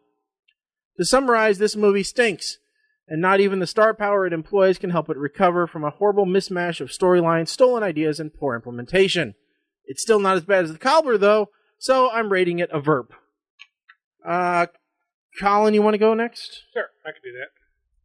So, as Shaggy said, this is actually an amalgamation of multiple movies. Some parts of the amalgamation actually work out, but most of it doesn't. A lot more of this movie is National Lampoon's Christmas Vacation than it is even Father of the Bride. And the entire this is a 2-hour-long movie. And if this movie was edited better, it actually might turn into a meh movie, as opposed to where it is. It can be summarized about the half-hour mark. My family and I decided that the movie could be made infinitely better by having the entire movie switch to a black screen that says, and then they all died. And we'd be like, yay! Those characters don't exist anymore! The world is better. However, after you get past the first half hour, there were some moments in this movie that made me laugh. I think the movie especially actually started becoming a movie once Chris Rock and Adam Sandler were in it at the same time. You know, this movie says, let me read the blurb here, 2 fathers with opposing personalities come together to celebrate the wedding of their children. Yeah, the 2 characters are not even in the same room until like 3/4 of the way through the movie. Most of because it has huge amounts of setup. Basically, the Christmas Carol Christmas Vacation part of the movie. But I will call out parts of this movie that I liked. The laughing owner of the hotel. If the movie was about him, it'd be a better movie. Because there are moments where he actually was turning his laughing into crying, and I thought that was really funny. I would have liked to have seen something built more around that actor, that character. There is a part of the movie where some extra people, some extra African Americans are looped into as if they're part of the family. It's a mistaken identity. They're not actually part of the family, but they go with it and get a free breakfast. And I like much later in the movie that bit is comes back when Chris Rock, who's a character who actually doesn't interact with his family much, assumes that they're part of his family as well. That part of it I thought was a good piece of storyline there. I thought that connected well. I liked that. The actual wedding actually worked pretty well, especially the conversation between the two fathers. It just doesn't feel like any of the rest of the movie actually was there to service that. Biggest thing, though, about this movie that really needs to be talked about is there's a character of a legless uncle. And while we were watching the movie, I was watching it with my parents, my mom looked him up and said they should just do a movie about him. Because his story is amazing. So the guy, his name is Jim Barron, and he really is missing his legs. He's only 57 or something like that. And his story of everything bad that has happened in his life reads like something you just wouldn't believe. And actually, what I think we'll do is I will find that information, unless Mike already has it in his review, and I'll go through some of that after Mike's review. But I'm going to give the same review as Shaggy with the verb. Really could have been a good movie. I could have been edited to be a much better movie than it was. But it was crap. All right, Mike, you're up. All right, so I got a bunch of bullet points on this, but let me just jump right to the chase, okay? Originally, I gave this a meh, and I really feel like I should have given this a lower rating. But why didn't I? Because this has turned into every Adam Sandler movie. They're, like you said, Shaggy, they're all the same at this point. Every movie, I don't know why. You know what? I could just take this review, and anytime an Adam Sandler movie comes up, I could save 2 hours and I could just recycle the review. Just change the title at the top. Because it's all the same people, okay? You can guarantee Steve Buscemi is going to be in it. You can guarantee at least one of the other actors from Grown Ups is going to be in it. Either Chris Rock or who's the one that's in most of it? The Rob Schneider. Yep. All right. Somebody, or Kevin James, if they're still on speaking terms. I don't know. I don't know. You can guarantee that Adam Sandler there's going to be something Jewish related somehow. All right. So let's just start with, just run through my bullet points here, okay? No doctor would ever bring a cell phone into the OR. None. Not a single one. Not Doogie Howser. Not the good doctor. Dr. Sean Murphy. Not him. Nobody in the cast of ER. Nobody in the cast of Code Black. Maybe House. Let alone answering the call with the gloves on. Mm-hmm. Not happening. One of the funniest lines, the wife says, "Oh, now I over Google." I think that line has been said in this house a couple of times when the dog sneezes wrong and we go online to find out that the dog has mononucleosis that they caught because somehow they snuck out and went to Africa on the overnight. That wheelchair was the beefiest wheelchair I've ever seen, and yet it doesn't fold. Okay. If somebody told me to take their car and then told me don't adjust the seat, meanwhile that person is half my height, they're going to get kicked in the shin. Separating the dogs by putting them one on top of the fridge. Let's just stop right there. Feeling up the guy's stumps in the middle of a dream. This is a new low even for Adam Sandler. bachelor party at a frickin' trampoline park. Suddenly I was wondering if Jimmy Kimmel was a consultant on this and trying to spark interest in the Man Show reruns. I don't know. There's no way Steve Buscemi climbs a building. At all. It's never going to happen. And like I said, I'm starting to get tired. Sandler has not done anything notable since The Cobbler. All right? And yes, I'm not going to forget. I'm not going to ever let this die that I liked The Cobbler. But the only thing that would have made this worse if he had the other buddies that seem to be in every picture that he ever made. You know, the two gay lawyers from Big Daddy. You can do it. Him, the coach from Grown Ups. Oh, and in Waterboy it was the guy, the Creole guy with the nipple rings, and the guy with the weird eye. I mean, where were all of they? Those are the only things that are missing from this movie. I was gonna downgrade it, but I'm gonna give it a meh, just because it did absolutely nothing for me. And I'm now curious, knowing that the actor, they actually didn't pull a rock, and they got a guy who actually does not have legs to play the part of a guy with no legs. Okay, so name is Jim Barron or Barone. It's Barone, from Connecticut. He is in 2012 when he was 51. There's a lot of makeup on him in this movie. He got diabetes, so that really was how he lost his legs. He lost one leg in 2015, and the second leg soon after that. And he met Adam Sandler 5 minutes before their first scene in the car, and he's now it's actually becoming a stand-up, or as he calls it, sit-down comedian. Some of the interesting things about his life, he was one of 6 children. When he was 11, he was hit by a car and broke his foot. sorry.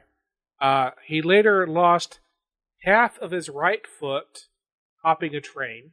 And at 21, he was in a car accident and was not wearing a seatbelt, and the car was traveling 89 miles an hour. His father did not think he was going to reach 20 years old. He then proceeded to have a whole bunch of other jobs, including he was a boat builder. He built the shell for the 1984 medal-winning rowing team.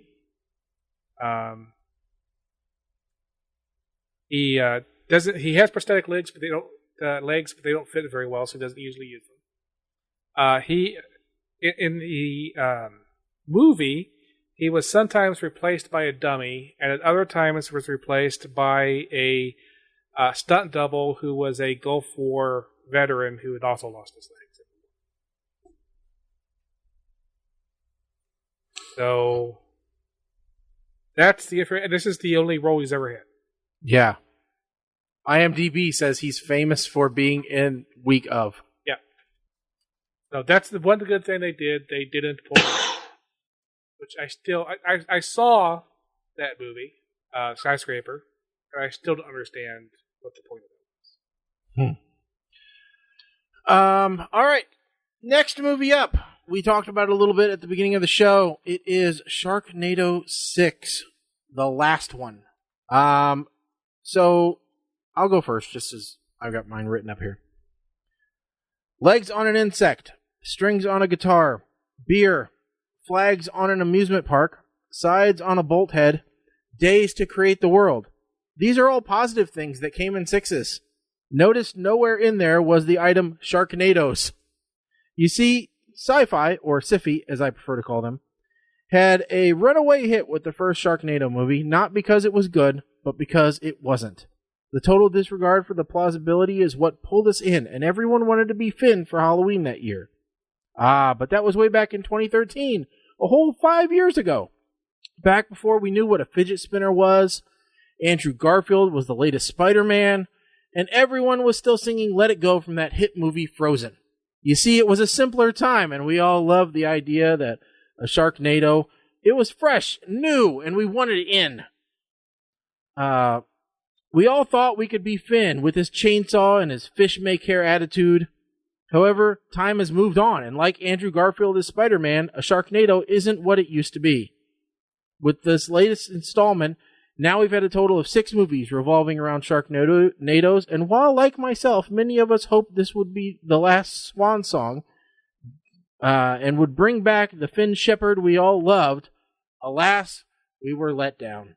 Time travel jokes dominated the show, and while we did get the celebrity cameos we had hoped for, they were transparent and very easy to see how they'd be integrated.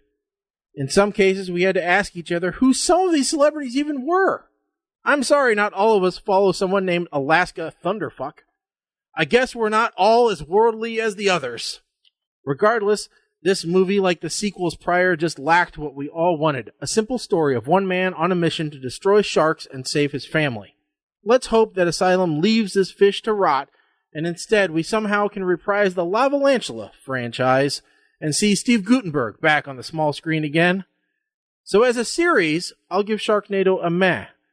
But for this installment, I'm going to have to go with a yawn, because usually I miss something while live tweeting. But in this case, after rewatching it, the fact is, being somewhat distracted, actually I had given the movie initially a better grade than it deserved. So yawn, which is just slightly below meh. I did too. When we were sitting there tweeting, I was somewhat distracted, and it always happens when we live tweet. I can't really pay 100% attention because I'm doing something else. But I watched it again today, and boy, I didn't miss much. No, there's nothing to miss. Yeah. You want to go next, Mike? Yeah, I didn't write anything down. I didn't take any notes. I was just going through my tweets, and my biggest issue, Sharknado 6, was the fact that one of my tweets said, I feel like I should have been taking notes on how many movies and TV shows Sharknado 6 bit off of, no pun intended, as opposed to previous viewings or previous installments where I tried to take notes on all of the cameos. And if I had done a side-by-side list, I almost feel like the number of shows and movies list would have been longer than the list of cameos. We had multiple upon multiple Back to the Future references. We had a Star Wars fight with the Carbonite. Game of Thrones, flying on a dragon. Stepford Wives, or Planet of the Apes. Ape Rolls. Spoiler alert. Who am I kidding? If you haven't watched it by now, you're not going to watch it. I was very upset when Nova came back and she was not turned into Supernova by Olivia Newton-John at the end of 5. I felt like Finn was being a huge hypocrite by allowing Brian to stay in the past, but not offering to help Nova save her grandfather, Bobby Brady, Peter Brady, one of the Bradys. I don't know, the one that married the supermodel from Surreal Life or whatever. And then the ending, where they looped back to the beginning, same scene before it all started. But the only redeeming thing about this is the fact that Gary Busey came back. I'm giving it a smirk. Not because I thought the movie was good. It's Sharknado, let's be real. I gave it a smirk because, in a way, I'm glad it's over. I'm surprised they got 6, but I'm glad they wrapped it up the way they did. I'm still not 100% sure about how they went back and destroyed the first Sharknado, which was the key to getting rid of them all, but yet there were still Sharknados. So I'm a little confused about how that happened. Like, they should have gone opposite direction, but they didn't. So maybe it's worth a rewatch. I don't know. But it was disappointing because I felt like they were trying too hard to...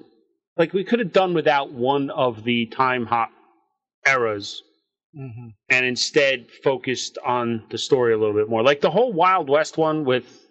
All right, I could have done without any of that, to be completely honest. Yeah.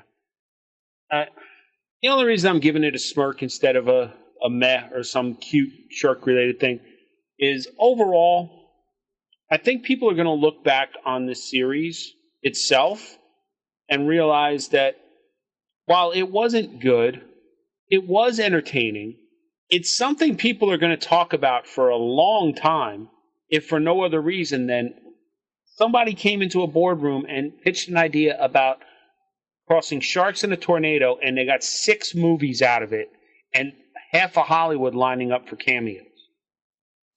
Mm-hmm. Now, as for Tori Spelling, like I said, when she showed up, the wife, who wasn't going to sit and watch with me, somehow wound up on the couch at the end for the last 45 minutes of the movie. Tori Spelling looked horrible. And I could not tell if it was makeup or what, but something looked horrible. And that made me sad. But I was glad to see the Shermanator come back. All right, Colin, you're up. First, I just want to briefly acknowledge the fact that somewhere in this in Springfield, someone just went, the wife! But my mom has this thing. Anyway. So does she not like when people refer to their significant other as the wife? Yes. Okay. She does not like it. Sorry, Mama Blair. Yeah, I got corrected. She said, you should just say my wife. Or they. Yeah. I look at it as, well, it's politically correct that not use a possessive. So I want to go through the eras. So first off, let's acknowledge what I believe is the case. That is, the best Sharknado was Sharknado 4. That was one in Las Vegas. Had the best opening, that's for sure. Yes, it had the best opening. Was that the one where the company had the anti-tornado, or opened, and Mark Cuban was the president? I don't remember. No, not Mark Cuban. It was the black guy who tries really hard to be Chris, whatever his name is. I thought that was the president of the company that made the anti-tornado towers. But it still had Hasselhoff in it. And it had the big scene of the shark eating the shark eating the shark eating the shark eating the whale shark. Tommy Davidson was Aston Reynolds. Yeah. Right. Yeah. Anyway, that was the first Sharknado I'd seen since the very first one. I kind of skipped everything in between, and that one I really enjoyed. This one, well, let's go. I want to go through the era. So we start with prehistoric time. Mm-hmm. Which they do a Jurassic Park joke with the dinosaurs jumping off the side of the cliff. I'm sorry. When you said you wanted to go through the errors, I thought you meant errors. ERRORS. Oh, no. I was going to go through the errors. I was like, we ain't got time for that. Oh, no. I would say it's a general statement. There were way too many Back to the Future jokes. They didn't need to use. They tried too hard. The prehistoric era, that was some of the better special effects that Asylum has done. They were good, but for Asylum, they're, But I thought it was interesting that they brought back so many people from previous movies. But it's a good thing that they got out of prehistoric time as fast as they did. I just wonder, I was kind of left wondering what those people had been doing in prehistoric time. If they've just been eating dinosaurs for a year. Anyway. Then there was medieval. I liked the medieval segment. They could have done just the medieval segment and forget everything else. It would have been a better movie. Because, well, they actually had somewhat interesting characters. And anyway, I liked the medieval time. Actually, I didn't even remember the Wild West segment until you mentioned it. I'm trying to remember where that was. I think it was Revolutionary War after medieval. Am I correct? Yes. Yes. Okay. Yes. The Revolutionary War, I thought it looked good. It looked somewhat like it could be Boston. I was not happy with Daryl Hammond playing Clinton as George Washington. I thought that was a colossal waste. I think it was even bigger waste having Ben Stein as Hamilton. I mean, they made a lot of Hamilton jokes, and they should have done something with Hamilton himself other than making him Ben Stein, Or at least have Ben Stein have one of the characters rap, and then have Ben Stein go, "What are you doing with that devil music?" or something. Make some, do something. Ben Franklin was somewhat hilarious. Was it? Which day that was from? Ski School. No. Ferris Ski Bueller. Patrol. Yeah, Ski Patrol. Ski Patrol. Anyway, I thought the Ben Franklin in that segment was fun. I tell you what, it takes a real film nerd to remember Ski Patrol, and you got to know some real 80s and 90s cheese movies to know him. I found the Wild West segment a complete waste of time. I think the only reason they did it was because it was the Back to the Future joke. And okay, the Dee Snider Twisted Sister joke, that was okay. But for the most part, that entire segment didn't need to be there. It could have been gone. Everything after that got really annoying.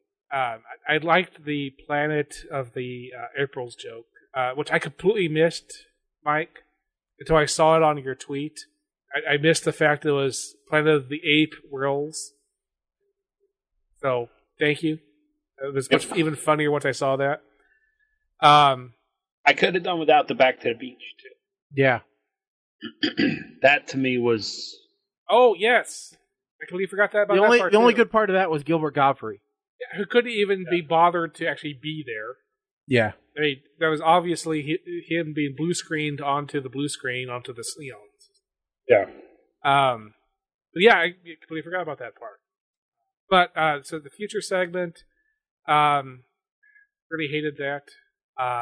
And then it didn't make any time sense, because once she went back and saved the head, why would she still have the evil April bot? Because the evil April bot no longer exists, because he found the April head. That's the problem with doing a time movie. I mean, you have to have at least some semblance of understanding time movies. And then you have the time vortex, the time Sharknado. And then you get to the end, which the end was not the first movie.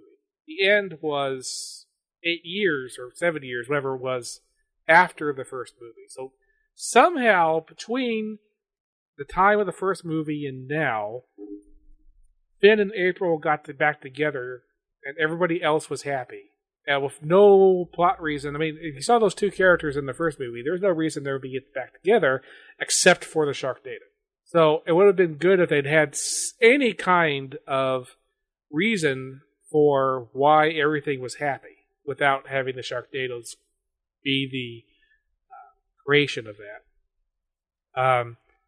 I liked the little go backs to John Hurt and having someone be John Hurt from the back since he's dead. But I thought that was nice that they still incorporated him into it. Now, okay, so the one thing you did miss, Mike, is they did eliminate the Sharknadoes by eliminating the first Sharknado. But it was the first Sharknado from the first movie. Because that was the time Sharknado at the end that they blew up was the Sharknado from the first movie. Okay. And by getting rid of that got rid of the Sharknadoes. So question, were they stealing a Star Trek Next Generation bit there? Because remember the episode where Picard was being bounced through time and he had to destroy it in the future in order to destroy it in the past? Yeah, I don't think that they were thinking that deeply, but yes, that's exactly what happened. By moving it in the future, they were moving it in the past as well. Okay. So I don't know. They had Deanna Troi, so maybe they did. Yeah, they had Deanna Troi. I liked it. They did have the callback when they held out the dollar bill. It had had Brian's face on it. Had Brian's face on it. That was good. But because the time NATO got blown up, that fixed all of that. That was good. But see, asylum movies in general automatically get a meh. So this one does get, I believe it spurked one step up. Yes. So this also gets a smirk from me because I think Asylum does a better job when they have humor. So because of that, it does not get a meh. But it is definitely, to me, the worst Sharknado. I think this would be the known one, as the the one thing I was disappointed at was that the Hoff wasn't in that final scene. I know they mentioned him. Yeah. But I would just say, if they had managed somehow to get Lin-Manuel Miranda to actually be in Sharknado as Hamilton, then I would have given this a much higher rating. Because that would have been impressive. Yeah, but I was reading an article saying that, all of the talent agents noticed that there was a diminishing returns after Sharknado 3. Sharknado 5, the previous one, Mhm. did have its ratings were dropping. Yeah, it's had 50% of the original Sharknado's ratings. There's been a steady decline. Yep. So, it'd be interesting. All right, we need to pick 2 more movies for next show. So, Mike, what? 1 to 41. 1 to 41. 1 to 41. Let's warm this thing up. 23. 23 is on. Oh Lord. What? Oh, 23 is on Netflix. Let's make sure it's still available. Kung Fu Yoga. Sounds like we need to watch the trailer on that one. It's a Jackie Chan movie. Oh, it's Jackie Chan. It's got to be okay. It's got to be all right. You like some Jackie Chan? I love me Jackie Chan. All right. And the second one is 37. What the hell? Waffle Street? Where's that at? Netflix. Oh, a couple of Netflix shows for this time. I have no idea what the hell Waffle Street is. I sure as shit didn't add it. I don't remember adding it myself. Redemption movie. Oh, I'm pretty sure you added this okay, one. Well, if I put shaken by his role in the 2008 financial crisis and desperate for a job, an ex-hedge fund manager rejoins the workforce as a server at a diner. Hey, which Danny Glover is this? I don't know. It's got the real Danny Glover. Yes. What do you mean, which Danny Glover? Well, Danny Glover Jr. or Danny Glover? There's a Danny Glover Jr.? Yeah. He was the one that was in The Martian. That's Donald Glover. Well, same difference. James Lafferty is the lead. He was in Oculus and Small Town Crime.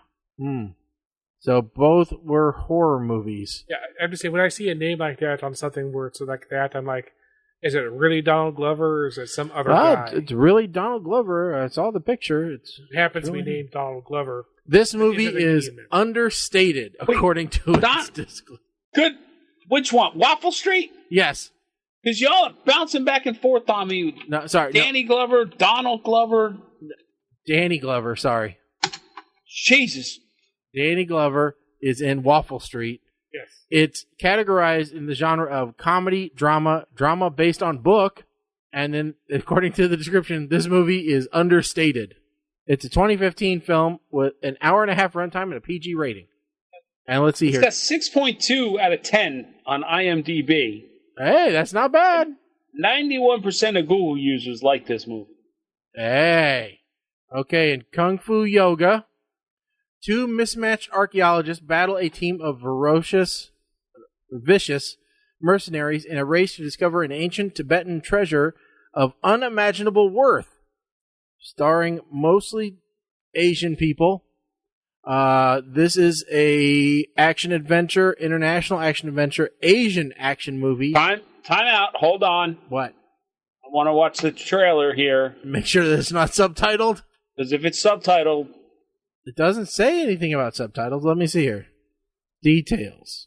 You bet. This movie is exciting and goofy. Time out. Hold on. I will just do this. Yeah, go to the middle. I don't see any subtitles on screen, but nobody has actually talked. Uh-oh, hold on. Oh, no. Yeah. I'll do it my own way. Oh. Oh, it's English. Okay. All right. Yep. It looks like it's English. I wouldn't. Okay. But that's interesting. They automatically throw in subtitles when you mute it on Netflix. Yeah, that's something new. All right, so now we have to just discuss real quick, because our next scheduled show would be on Labor Day. And we don't do shows on Labor Day. So, do we want to go on the 4th? Tuesday good for you guys, or? It's fine for me. Fine for me. All right, so the next show is actually going to be September 4th. Yep, sounds good to me. I am putting it in my calendar now, so that I have it. All right, so the next show will be on September 4th, folks. With that said, thank you for listening to PTR Radio. We hope that everyone does subscribe to our podcast feed. I know I've been a little lax in getting it updated, but that is going to happen real soon here. So look for all of the shows that you may have missed on the podcast feed. Just go to ptrradio.com. You can sign up, get it automatically delivered to your iPhone, your Android device, whatever you want. Also, there is all the contact information for all of the hosts that you see on the show, as well as, in general, you can find PTR on Instagram, Twitter, Facebook, wherever you like. Just look for PTR Radio. Normally, actually, we're not advertising our 877 number after hours any longer because we had too many fax machines and conference calls and everything else calling it. So that number is only available during the show now, and we did a really horrible job with it tonight. But for the next show, always up there. It's always up there. But look, we may be changing things. Yeah, because I think I'm still getting charged, even though people aren't leaving voicemail. All right, so we may be changing that up. So look for that to come shortly. But in general, folks, we want to thank you all for listening. Please make sure that you like, share, comment, and tell all your friends about the show. We really appreciate it. That is how we grow our audience. And we really do appreciate each and every one of you helping to grow the show and make it bigger. So with that said, we will see you again on September 4th, day after Labor Day. Everybody please have a safe and good holiday. My name's Shaggy. I'm Colin. I'm Mike the Ape Man. Second Forkins, folks. We are done. Later.